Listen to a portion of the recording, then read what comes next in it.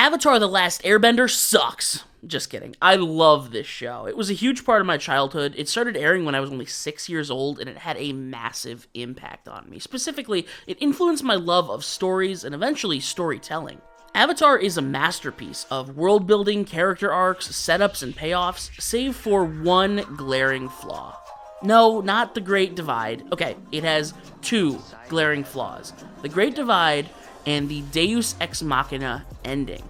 The finale of Avatar gets a lot right. The final battle between Aang and Ozai is creative, dynamic, and blood-pumping. We get to see all of our favorite characters shine. Zuko, Katara, Sokka, Toph, Iroh, they all get to showcase how much they've developed throughout the series.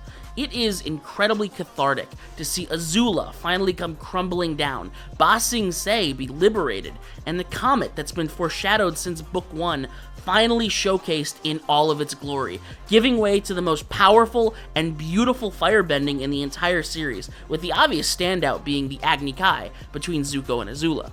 So why do people have a tendency to turn their nose up at the finale while praising the rest of the series?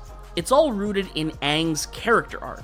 The finale starts with his initial decision to wait, let Sozin's comet come and go, and battle the Fire Lord afterwards. Zuko quickly puts this to bed, driving Aang towards his moral dilemma. Ozai is going to use the comet to burn the world to the ground. Aang cannot wait for it to pass. He has to fight Ozai now, and he has to take his life. There's no knocking him out or capturing him, because he's the dictator of a warring nation. Their one chance to end the war peacefully came and went with the eclipse. Ozai needs to be taken off the board if there will be any chance of the war ending and balance being restored to the world. This is a perfect dilemma for Aang, who throughout the series has always espoused his virtues of pacifism, of non-violence. He doesn't take lives, at least not by choice. But his role as the Avatar requires him to do this. It is his responsibility. It can't fall to anyone else. Not Zuko or Iroh. They have their own battles to fight. And as Iroh correctly points out, the world would just see this as more pointless bloodshed. Just more war. The Avatar is the one who must do this. Aang started the series as a little kid who ran away from his role as the Avatar. It's a role we've watched him grow into and embrace over 60 episodes. So, will he run away again now, at the precipice of total destruction? If you couldn't tell from all that glazing, I think this is the perfect setup for the finale of the show. So what is the problem again? Well, the solution to Aang's problem is that a giant monster shows up and teaches him a magic ability that saps Ozai of all of his power without killing him. Day saved, thank you, Lion Turtle. It's not very satisfying, is it? A lot of people think the reason this is a bad plot development is because it's a cop-out. They argue that Aang's final lesson should have been that his personal morals were less important than the world, the utilitarian ethical argument, essentially what Avatar Yang Chen told him. He must let go of his convictions to protect the planet and its people. So, by defeating Ozai in any way other than killing him, it was a cop-out. A cheap ending that was too scared to have Aang learn a real and important lesson. And I'm gonna keep it real with you, I think this argument is some bull. This is essentially the same argument as people who think Batman should just shoot the Joker. Like, okay, you really think that's interesting or more entertaining? Does that really fit the themes of the rest of the series? I'm gonna start by saying, no. Aang shouldn't have killed Ozai. That is not a better ending in any way. Aang defeating Ozai is symbolic. He is the sole survivor of a race of pacifists that the Fire Nation wiped out in a genocide. Letting go of his moral convictions here and killing Ozai isn't just a personal loss for Aang, it would be admitting that his people and their beliefs are fundamentally flawed, the subtext of which would prove Ozai right. If you believe that Aang should kill Ozai, you are in agreement with Ozai when he said this about the air nomads. They did not deserve to exist in this world, in my world.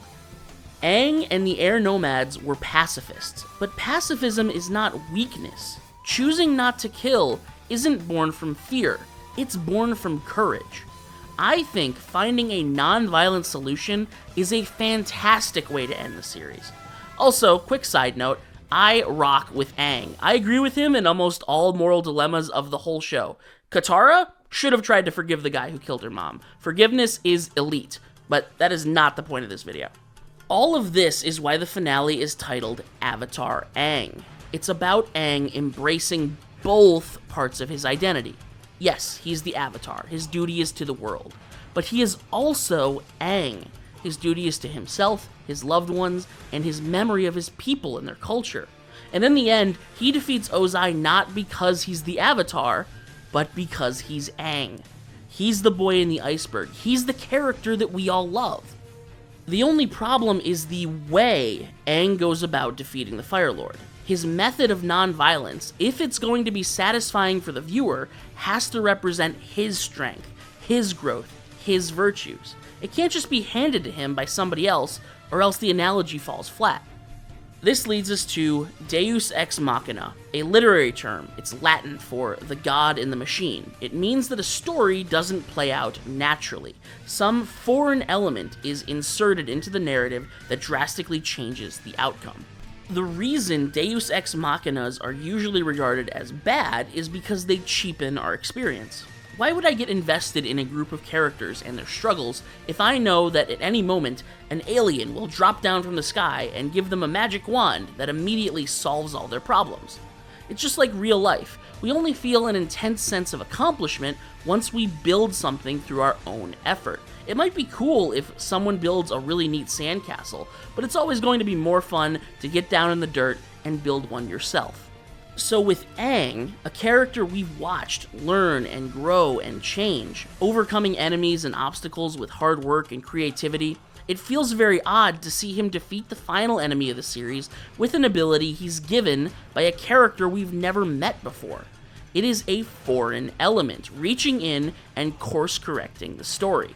It doesn't feel important that Aang learns energy bending, an ability that apparently was used before the beginning of the elements being bent, because it's dropped in his lap by a big, wet cat. So, if we are going to fix this ending while keeping the message of Aang staying true to himself, but removing the deus ex machina, what would that look like? We would need to make sure it's earned, foreshadowed, and represents Aang's growth. Let's start with that last one. In what ways have we seen Aang grow? What are his virtues? We know he's a bending master and a genius of the martial arts. He picks up new bending styles extremely quickly, and is the youngest airbender master in history. He's very in tune with his spirituality and the elements. He's a quick study, great at intuiting new martial arts styles, and extremely creative. He even invented his own airbending style, the air scooter. Awesome. What else do we know about Aang? He's diligent. He's a very hard worker. At the beginning of the series, a lot of time was spent goofing off and avoiding responsibilities, but we've seen him grow into someone who tackled earthbending with determination and discipline. He's very strong-willed and fearlessly charges towards terrifying enemies, volcanic explosions, sea monsters. He has put in a lot of work on this journey. And finally, Aang has changed, accepting his role as the Avatar, which he never wanted to be. He's trained with Guru Patik to open his chakras and take on the cosmic energy of the universe, to master the Avatar state, even willing to let go of his love for Katara to accept this responsibility. He is dedicated to this role as the Avatar. Great.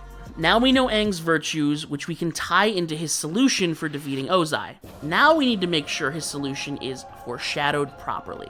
We need to properly establish the lion turtles and sow the seeds for what will eventually be Aang's victory. In Book 1, I would include something very small. Perhaps when the trio are looking through some art in a small shop in the Earth Kingdom, there could be iconography of both badger moles and a lion turtle.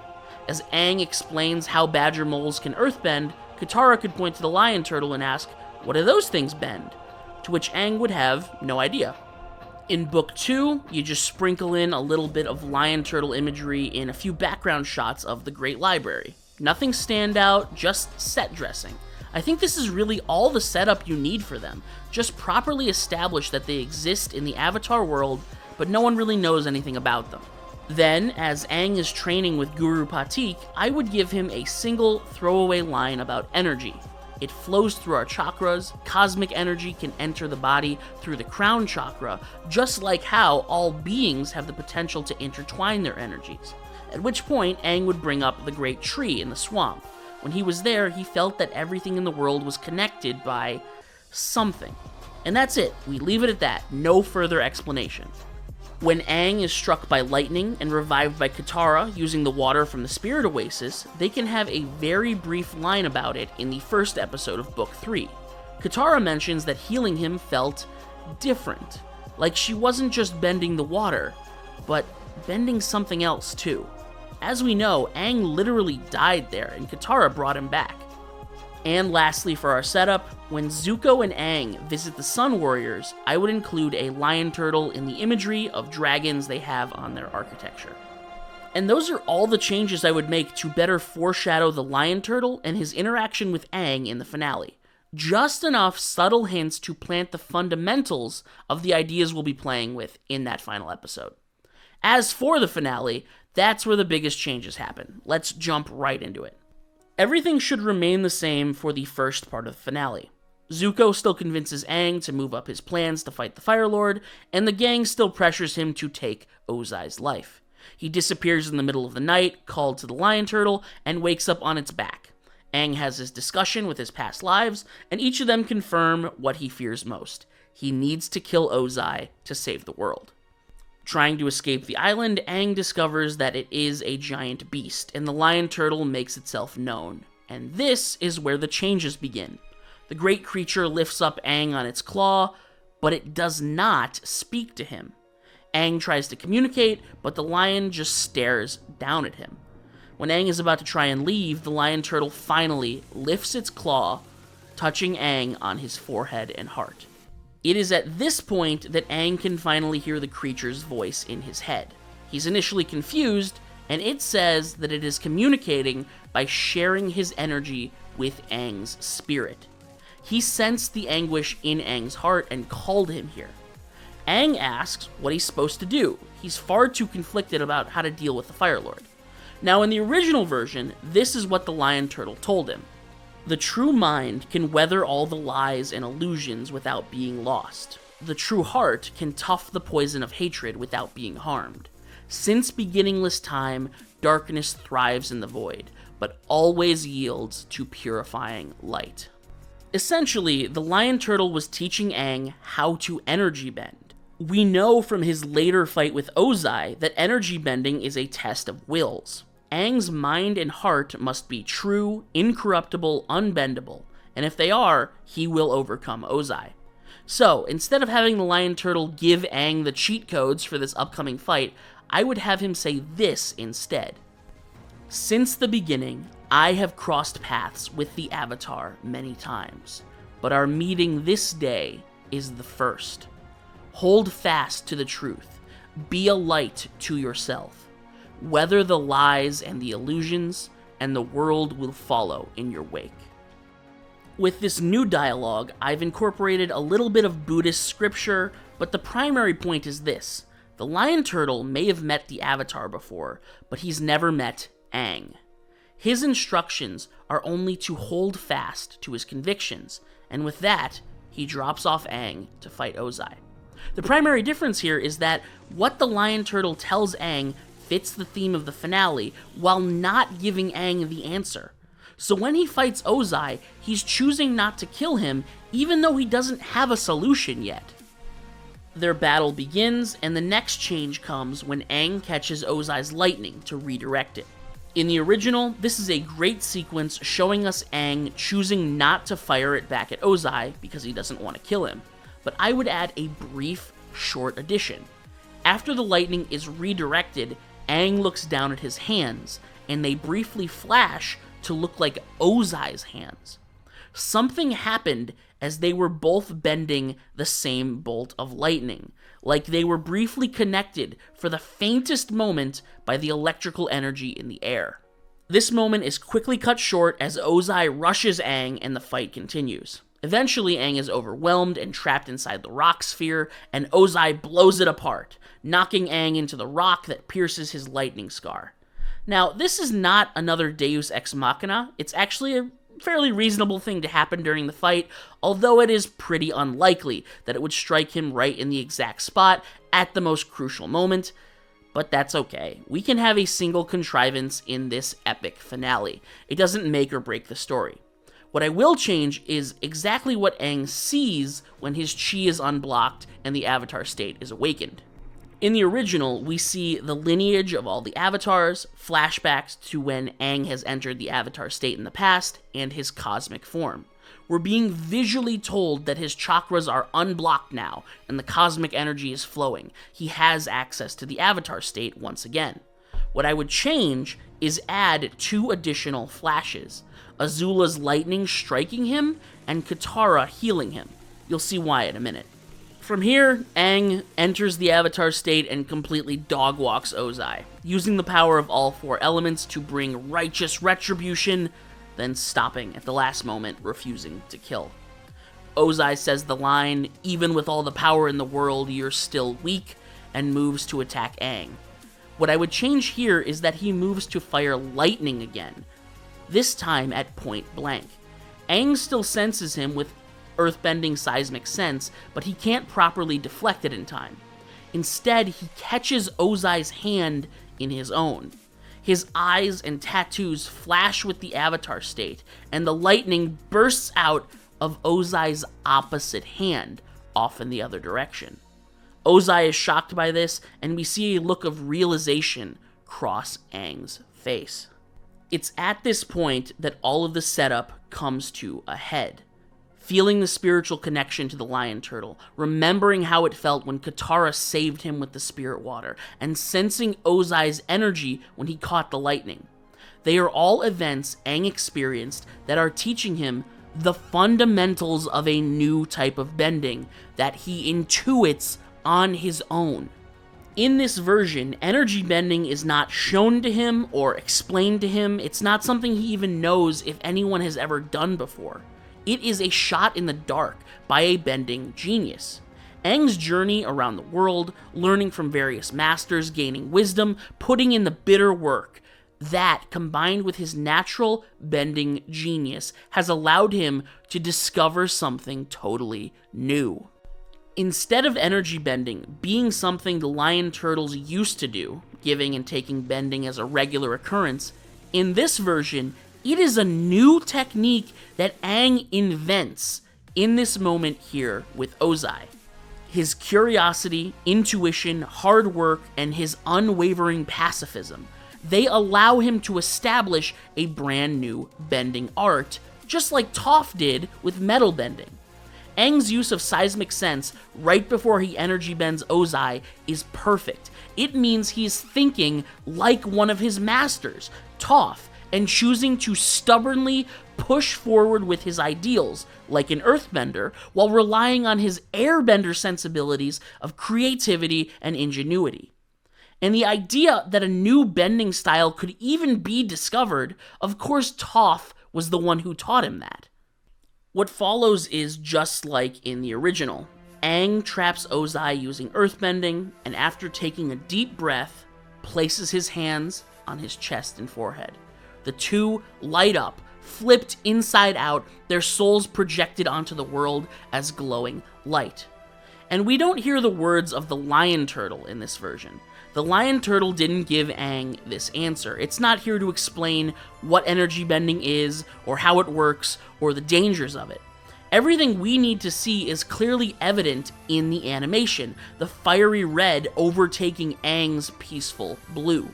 Instead, because this is a projection of Aang's soul, I would include his memories, the voices from Aang's journey, of him initially rejecting his role as the Avatar, meeting Katara and Sokka, growing close with them, telling Zuko they might have been friends in another lifetime, meeting Toph, losing and reuniting with Appa, rejecting Guru Patik's training, accepting the help of his friends after waking up in the Fire Nation, reconciling with the failure of the invasion, and befriending Zuko.